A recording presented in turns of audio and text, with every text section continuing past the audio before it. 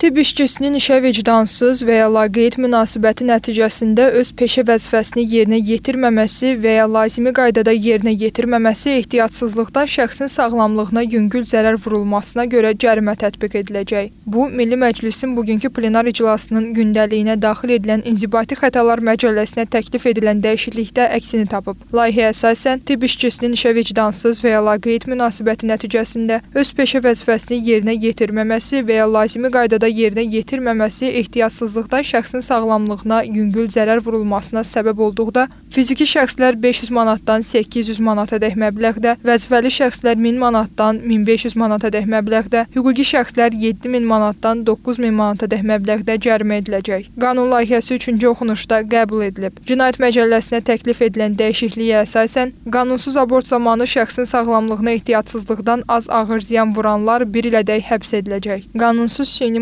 mayalanma və embrionu implantasiya etmə, tibbi sterilizasiyaya görə cəzalar sərtləşdirilir. Bu sıraya 2 ildən 4 ilədək müddətə azadlığın məhdudlaşdırılması cəzası əlavə edilir.